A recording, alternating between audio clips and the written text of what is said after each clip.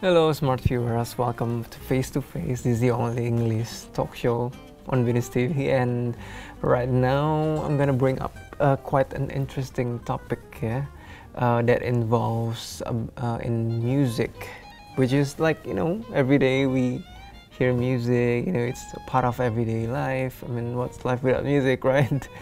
So, and this kind of music is more involved into classical, like which is quite different than mainstreams, and it's the quite the oldest kind of music that being explored to expose it to the world, which is quite involved about classical music, and one of the instruments is harp. Yeah, so I'm gonna discuss about world famous harpists. Yeah, and for the first one I'm gonna discuss about many of in history people must know about Marie Antoinette. And Marie Antoinette may have been responsible for making the harp a woman's instrument, but that's not how the harp started out. The first famous harpist in recorded history was King David, who used to play the harp for King Saul. Yeah. So another famous harpist was his Turlo o Caroline. So blind by the age of 18 due to smallpox, he traveled around his native Ireland and played for little more than a meal and a place to stay. He wrote many tunes for the harp, and many of them are still played today. And another one, the man who designed a harp for Marie Antoinette, had a son by the name of John Francois Joseph Nederman, who became one of the most famous harp players of all time. He toured Europe playing the harp for prominent groups, and finally became the very first harp teacher at the Paris Conservatory. Another one, a harpist from England named Elias Parish Alvars, used the double action harp to develop many techniques. He performed in London and Germany and published many harp solos. The father of the French method is Alphonse Jean Hasselmans, whose methods of harp playing are still being used today. He spent many years teaching at the Paris Conservatory, and Hasselmans is credited with the revival of the harp at the beginning of the 20th century. The first famous female harpist was Henriette Renée. So she was so tiny that extensions had to be built so she could use the pedals. When she was 11 years old, she won the Premier Prix. Because of her difficulties in playing the harp, the player chromatic harp was developed. Carlos Salcedo, another one, wrote many masterpieces for the harp. Some say that Salcedo did for the harp what Bach did for the organ. So he studied under Toscanini and then moved to New York and became the very first harpist of the Metropolitan Opera Orchestra. Salcedo himself designed the Salcedo harp. Another one, Gabriel Tournier, was the harp professor at the Paris Conservatory after Hasselmann died. He married René Lenards, who was a chromatic harp teacher. Tournier was unique in his teaching method because he refused to play for his students because he insisted they needed to find their own voices on the harp. Another famous harpist actually started his musical career on the piano. His name was Marcel Grangiani, who performed in Aeolian Hall in New York City. Afterwards, he taught harp at Juilliard. Grangiani is known for his deep spiritualism and his compositions that are referred to as soulful. So there is actually a thing called, playing soulful in harp. Yeah, the most famous harpist, the last one, became a household word, Harpo Marx. Bullies picked on him at school, so he left school and taught himself to play on harp he inherited. He was the Marx Brother comedian who never spoke on stage. And Harpo composed many pieces but never wrote them down because he never learned to read music. And if you aren't familiar with Harpo, maybe you can catch him, you know, on a rerun of the I Love Lucy show, which is very famous also in the, you know, in the TV. So that's the world's famous harpist from the beginning of the age until, you know, the current, you know, 50s, 60s, yeah. So don't go anywhere, because after the break we're gonna invite one of you know, prominent harpists also, but in Indonesia. So she's young and rising. So don't go anywhere. Stay tuned on Face to Face.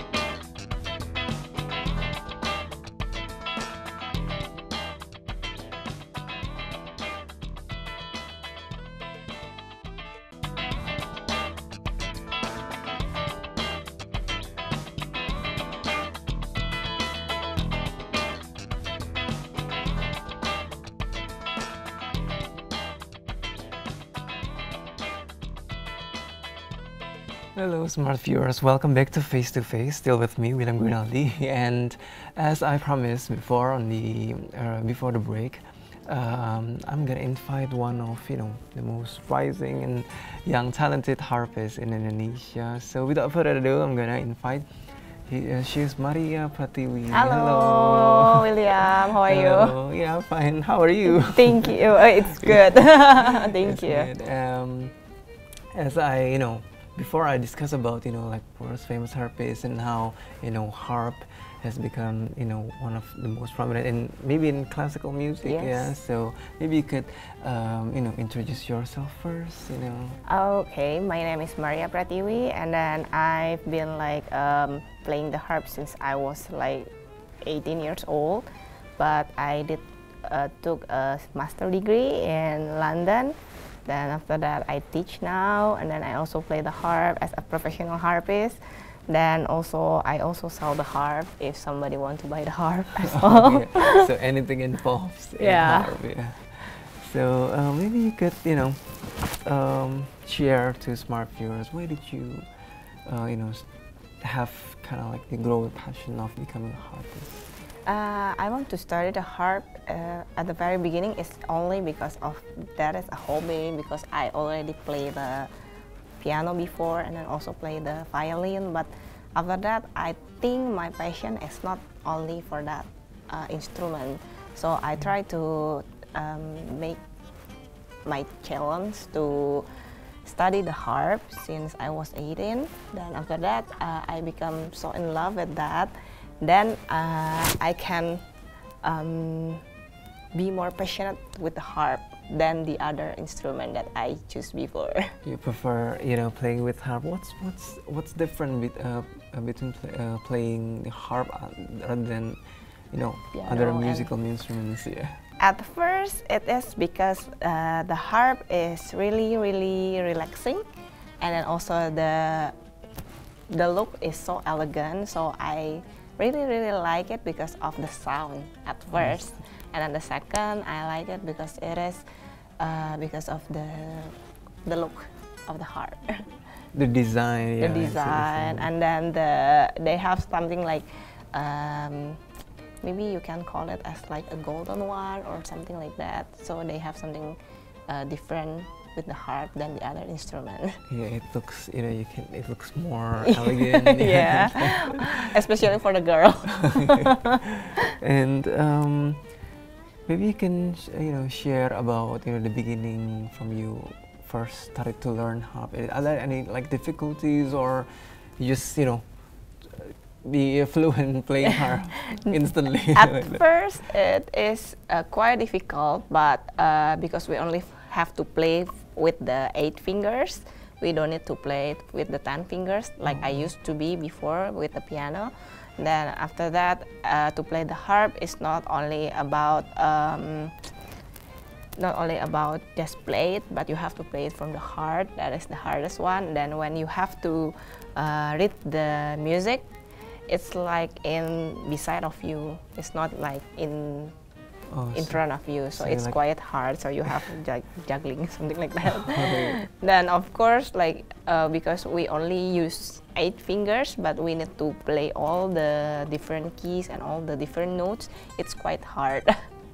So you only play with 8 fingers. Yeah, we don't use the pinky one. Yes, and also to produce the note in the harp. The harp is like the harp itself is like only in the piano is only the white tooth. Oh. We have to produce the black one by using our hands or using our legs. So we have to create it. Like in the pedals one. The pedals one. So like we have to change. Like differs from produced by the touch or like the feelings of it? We have to produce the black notes using the hands or the legs because they don't provide it. Yeah. So that's the difference between the harp piano and the piano. Yes. Yeah. And like maybe you can share at the very first the beginning experience like playing maybe in front of audience or share some story behind. From the very first, I am a quiet, shy girl as well, but I'm so nervous when I have to play the harp, so I choose to play the piano whenever and wherever it goes. But until I get to go to my master degree and I took the challenge to be a performer, I mean, then I can play it in front of people. Then it took like maybe 5 to 6 years to get used to be in front of the audience. To get the strength, to be confident. And not to be nervous. Because also reflect to your performance. Maybe. Yes. If we are so nervous and then we will get afraid and maybe we will just like stage afraid, then we don't want to be in front of the stage. Okay. So the discussion is becoming more interesting, but we're gonna have to take a break. So stay with me and on Face to Face.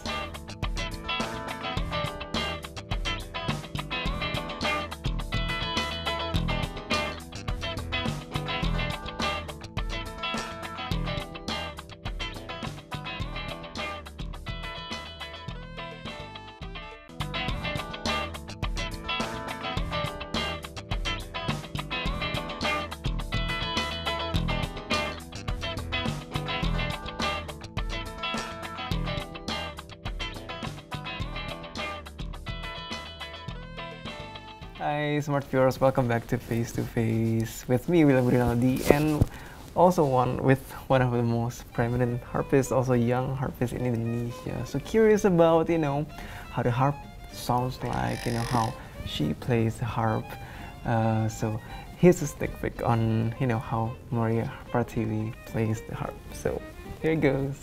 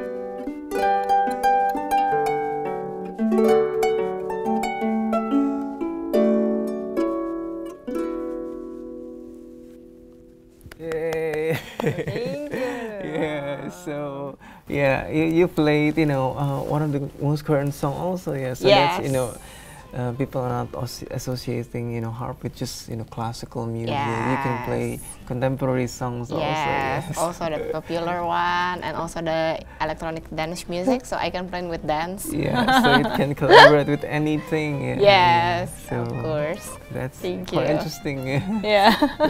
Yeah.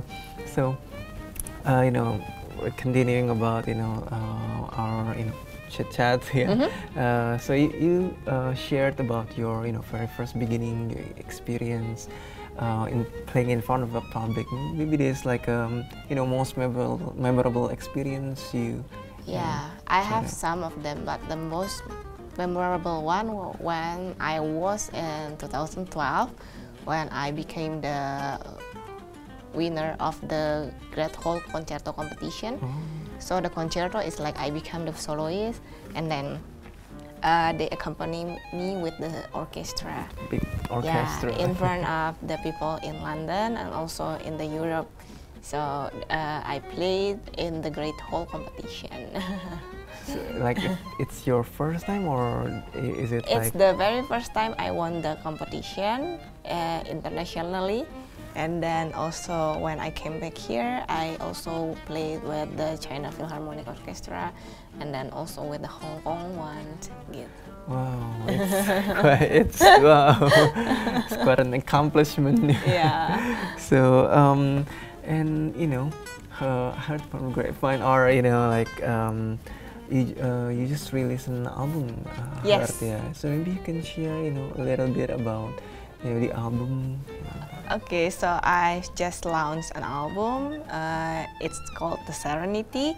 It's for the harp as a soloist, and the accompaniment is with the orchestra, because I want everyone to realize about what is the sound of the harp, because sometimes they just ask, where is the harp sound? What does it look like? How is it like produced? So I just make this album as the very first one in Indonesia, that the harp as the soloist, or or we can call it as like the main performance. Yeah. And then it's accompanied with the orchestra. So the harp, the harp is the main star Yeah, of the album. yeah, like the main star, something Yeah. like that. If we heard like it's always been in Indonesia, especially, they always need some popular singer or something to produce an album, and then not an instrumental one. But for this album, it's an instrumental one, so they can really know what an instrumental album looks like. Yeah, it sounds like. And what's the inspiration behind the album Serenity? The inspiration is from the very first time is because I want to have it is like a gratitude from me to God, and then the song itself is from the hymns, and I made 2 songs by myself. I composed it. It is also for God. The very first one is called Yours Always, and then the second one is I'm So Grateful. So I dedicated to my God. Then after that, it is also for my friends, my family, and then all the viewers and listeners out there, so they can really know what is God's grace through music. Yeah, Yeah. wow. that's also inspiring. Yeah. Yeah, Thank and you. maybe you can tell me about what's your expectations to all all the harpists or everyone, smart viewers who wants to become one. Like the inspiration. Yeah, like what's your expectations, and your personal tips. My expectation, or maybe my tips to every listeners, or especially for the young people. I hope you guys will not get bored of doing something, and you have to reach your dream, as long as it is you are in the good condition, or maybe you are less condition, but I think you have to be grateful for whatever it is, and you have to really enjoy the moment whenever it is and wherever it is. So be persistent also. Yes, yes. You have to be persistent, and you have to have a dignity as well, and also discipline. Yeah. And what's your opinion? Being as yourself, a harp soloist. Like what's your opinion like being one? Being one of the harp soloists in Indonesia is... There aren't so many. Yeah, there aren't so many, and then I may be one of them.